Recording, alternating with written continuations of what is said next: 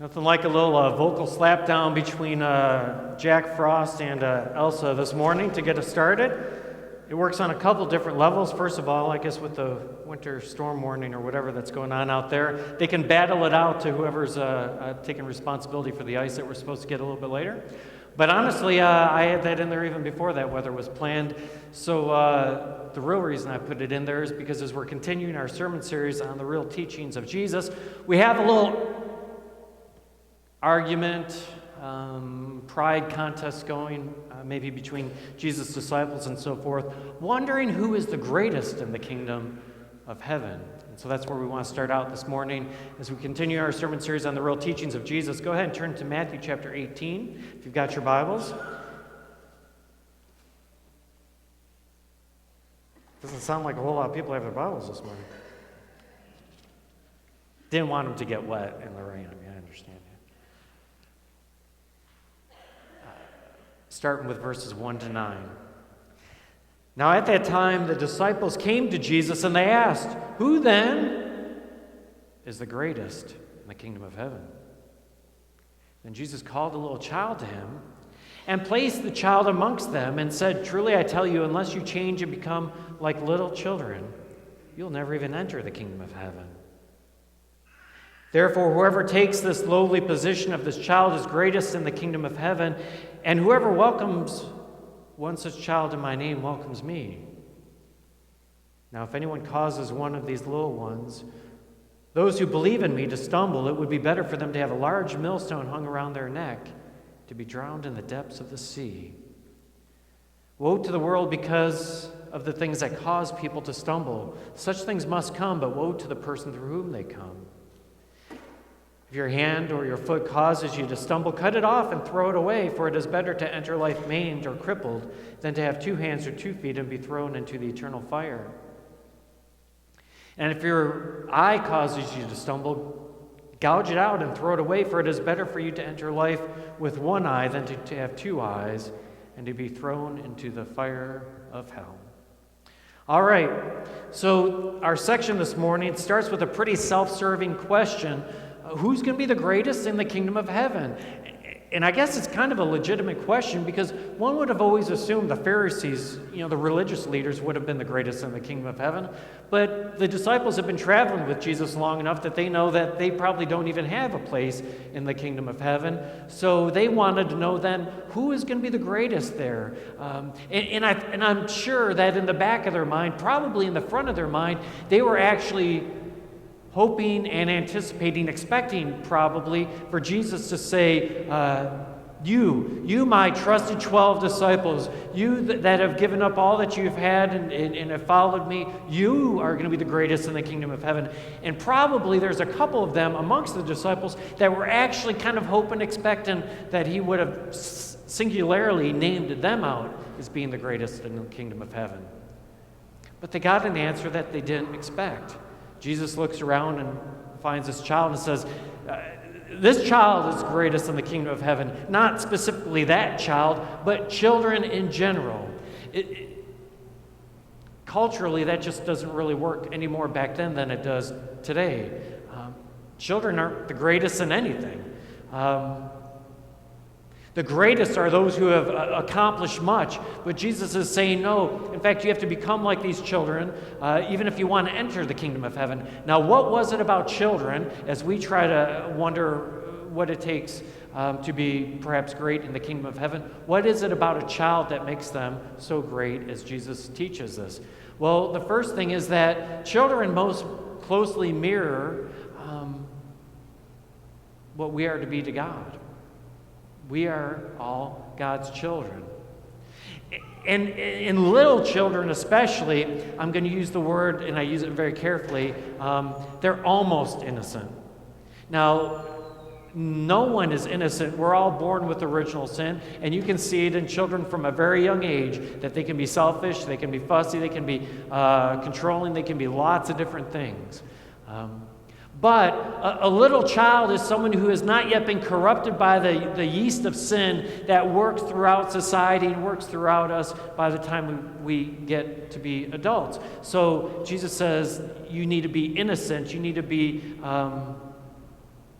somewhat pure. And I use once again the word somewhat, like these children. But even more than that, it goes to a humility aspect. In verse 4, Jesus says, whoever takes the lowly position of a child. And for those of you who are older, you remember what it was like to be a child. A child pretty much has no choice but to be humble. No one respects children. Children don't ever know what they're talking about. It's very hard to get adults ever to even listen to children. Children are respected by none, but children are expected to respect everyone. A child is a student. Everyone else is their master. That's what Jesus really calls for us to be. If we're to be great in the kingdom of heaven, we have to assume this position of humility of the heart and humility of the mind. In fact, importance in the kingdom of heaven is almost in direct opposition to importance in this life. Importance in this life, starting with school age, it's those who are popular are the ones that are important. And they're the ones that everyone's sure are going to succeed in life. Now, sometimes that works, sometimes it doesn't. We knew lots of people who were popular in school. Some of them turned out to be great success, other ones did not. But by the time you become an adult, success is something, and greatness is more about status in life, influence. I think influence, in many ways, determines greatness amongst adults. There are people who are considered great in the world, right? They're known worldwide. The President of the United States is known worldwide. They would be great in the kingdom of this life. Then there's other people that are business people that are recognized as such. Warren Buffett is recognized not only across the country, but across the world. Someone like Donald Trump. These are people who would be considered great because of their status, because of their position in life, because of the influence that they have over other people. But not everyone can be the President of the United States. Not everyone's going to be as successful as a Donald Trump or Warren Buffett. So greatness also works on smaller scales. You might be great in your place of employment. Maybe anytime people don't know the answer, they come to you.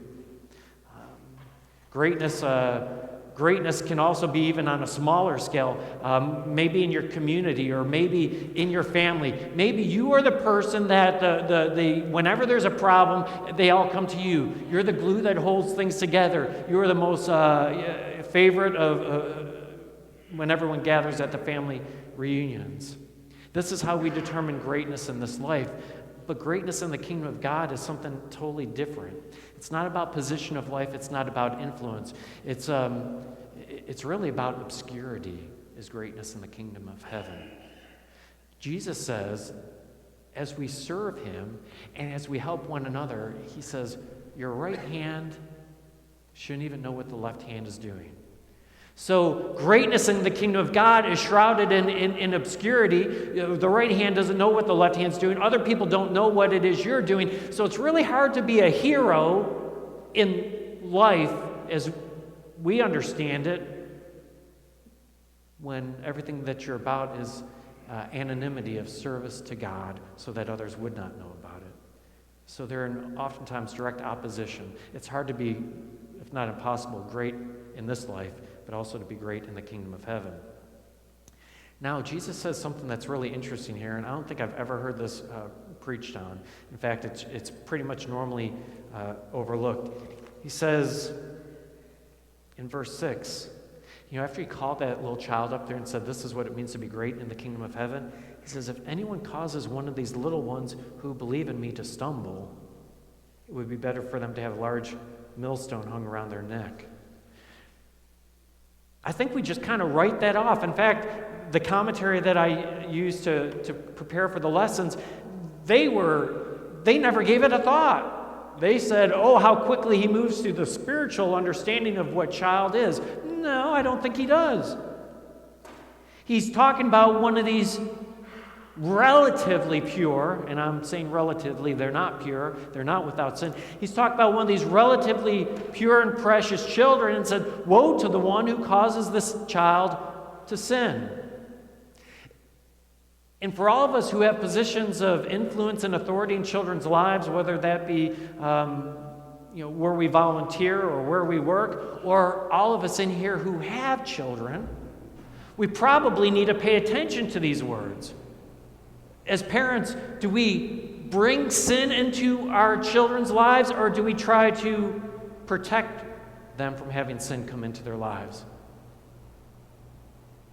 It's kind of always interesting when you hear young children cuss. Did they learn that from you? Did you bring that into their lives? Or did they learn it from somewhere else? Do we bring into our children's lives tirades of anger and maybe even in some cases abuse? Do we teach our children as we sit around the dinner table and talk about other people that gossip is okay? What kind of television shows do we allow to be played in our homes? What kind of movies do we expose our children to?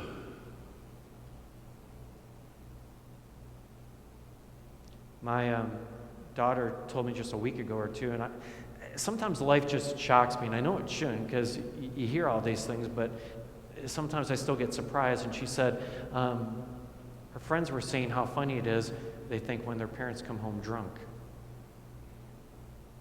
Do we expose our children to coming home drunk? Do we expose our children to this concept of when I'm mad at you, it's okay for me to withhold love and affection towards you? Do we expose to our children that it's okay to withhold love and affection from our spouse? Think about the responsibility we all have as parents. And God calls for us not to bring sin into the lives of these precious children that are extremely impressionable, especially at a young age. Now, don't get me wrong. I think the application can be made to anyone who's a children of God. We should never cause anyone to stumble in their faith.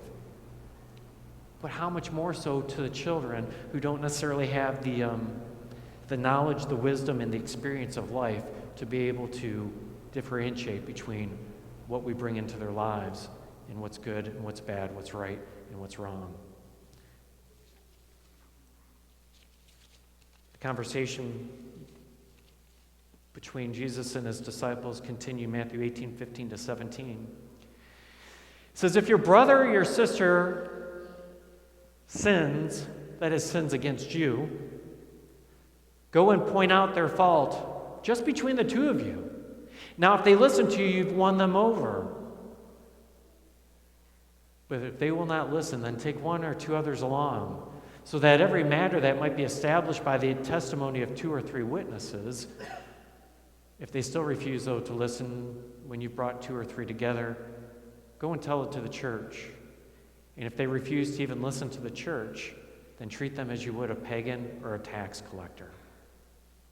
Now, if you've ever been in a church that has had conflict, the pastor's always quick to hold up Matthew 18. We got to deal with things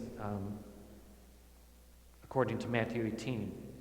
Matthew 18 is a really great passage, but we need to understand it in its context in which Jesus spoke it, okay? And how we deal with conflict with others. Now, here's the deal. When Jesus spoke this, it was a different time. When Jesus spoke Matthew 18, and in the specialist part about bringing the church in at the end, you got to understand, you didn't have, most everything was small towns. You didn't have very large cities in most cases. There were a couple. And so in these towns, these small towns, most of the people were believers. There would be some pagans, tax collectors, people that were looked down upon, that weren't part of the community of faith, okay? And so you didn't have the situation what you have nowadays in which there's a million different churches, okay? There wasn't the Methodists, the Lutherans, the Episcopalians, the Baptists, the Assemblies of God, the non-denominational, the Pentecostal. There wasn't. Now, if someone does something wrong, here's what you do.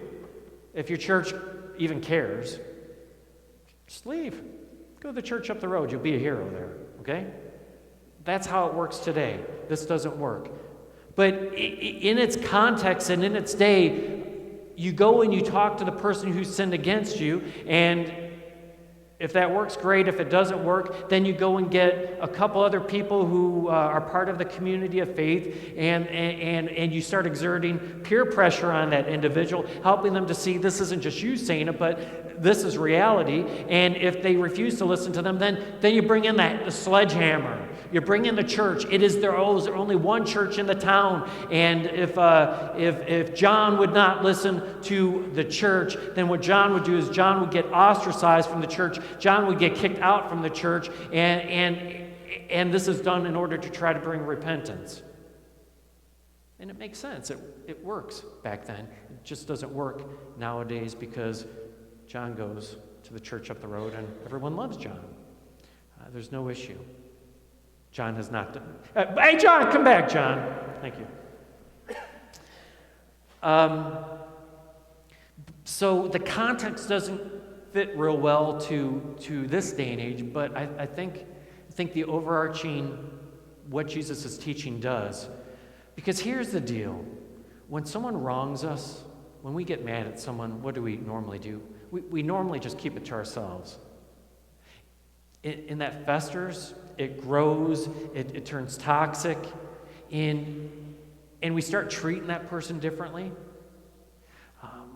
We might be passive-aggressive to them, or we just might be aggressive. Any opportunity to stick it to them, we stick it to them. Any opportunity to make them miserable, we'll make them miserable. And then even worse than that, if I've got a problem with something John did, the rest of you might not, but as I go talk to you, and I all start complaining about what John did, I begin to poison each of your minds in terms of what he did. It's called gossiping, and it's very destructive, it's very evil, and it's very bad. So when someone wrongs you, whether it be someone that is part of your church, someone that's part of your community, or even part of your work, the first thing that you need to do is you need to go and talk to that individual. Because here's what's going to happen. One or two things is probably going to happen. The first, you're going to find out it may have been a big misunderstanding, especially if the reason that you feel like you've been wronged was because you read it in an email. How many people have gotten annoyed at another person because of an email? We all know email does not communicate emotion, doesn't necessarily always communicate humor. It just sometimes we leave a word or two out and it changes the meaning. But also sometimes when we say things, we don't necessarily mean for it to sound in your ears the way that we meant it was coming out of the heart. So a lot of times conflict is just misunderstanding, and you won't ever be able to deal with that conflict unless you first discuss with that person. Now, if the person did intend to do whatever they did to you and they don't care about it, then it's still a good policy or procedure to get a couple other people to try to rectify this. Let's put this in terms of your jobs, because that's probably when it happens the most. Now, in your jobs, you guys all have probably an HR department that kind of tells you how to deal with conflict, but the reality is when a coworker or someone does something to upset you, the best policy first is probably go talk to that individual, see if there's a misunderstanding there, and see if you can resolve it. If you can't, then maybe there's some other people on your team that go and talk to that individual. Or if there's not, maybe it's kind of the immediate boss that you go to. And then maybe in the end, you kind of go to the big boss. You kind of take it up the ladder. But the point is don't right away go ramping everything up to the top as high as it will go. We're kind of that way, aren't we? When we go to a restaurant, if we don't like the service, what we don't do is say, Madame Waitress, Mr. Waiter, I would really enjoy you to come to my table a little bit more frequently. I'm extra thirsty today, and so I need refills on my Dr. Pepper a little bit more frequently. Would you please do that for me? We don't do that. What do? I want to talk to the manager. Bring the manager. And if the manager doesn't tell us what we want to talk to, the owner or whoever. Or, when we're dealing with conflict with businesses and whoever on the telephone, right away we want to ramp it up as high as we can go. All that does is build animosity and anger. And here's the problem. How we deal with conflict will have significant impact in terms of our relationships with other people, because how you handle conflict is applicable in your job, in your neighborhood, on the sports team that you might volunteer through, in your church, wherever, right? But also as Christians, how we handle conflict reflects upon God. Think about that again. How you handle conflict reflects upon God. So if we don't handle conflict well, if we blow our stack, if we try to take everything up to the President of the United States right from the start, we give God a black eye. We give Christianity a black eye. And so Jesus is having this conversation with his disciples, talking to them about how to handle conflict. And that leads into another conversation. How do I handle forgiveness? Look at Matthew 18:21-35. So Peter came to Jesus and asked, all right, since, teacher, you've been teaching us about conflict. All right, just how many times do I need to forgive my brother who sins against me? Up to 7 times? Now, I have to tell you, that's a pretty generous offering. How many of us in here are willing to forgive someone 7 times? I'm willing to forgive them once. Anyone, probably once. Well, yeah. If you really like someone or you really feel bad for them, maybe a 2nd time. 3rd time, you're just being taken advantage of, right? So Peter's offering 7 times. He thought it was more than enough. I tend to agree. Jesus answered, though, I tell you not 7 times, but 77 times. He says, therefore, the kingdom of heaven is like a king who wanted to settle accounts with his servants. Now, as the king began the settlement, there was a man who owed him 10,000 bags of gold. Wonder what that would be in today's gold dollars. Now, since he wasn't able to pay, verse 25, the master ordered that this servant that owed the 10,000 bags of gold, that he, his wife, and even his children, in fact, all that he had would be sold. His kids would be sold. His wife would be sold. Everything that they owned would be sold in order to repay the debt. Horrified at this, verse 26, the servant falls to his knees before his king, the master. Be patient with me, he begged, and I will pay back everything. Now the servant's master took pity on him. In fact, he went as far as he canceled the debt and he let him go.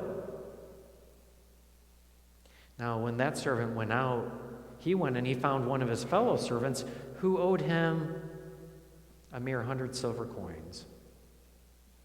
He grabbed that guy and he began to choke him. Pay back what you owe me, he demanded. And his fellow servant did exactly what he did before he was before the king. He fell to his knees and he begged him, be patient with me, I'll pay it back. But he refused. Instead, he went off and he had the man thrown into prison until he could pay the debt. Now, when the other servants saw what had happened, they were outraged. And they went and they told their master everything that happened. And then the master called the servant in. He said, you wicked servant, I canceled all of your debt because you begged me to. Shouldn't you have had mercy on the fellow servant just as I had on you? Then in his anger, the master handed him over to the jailers to be tortured until he should pay back all.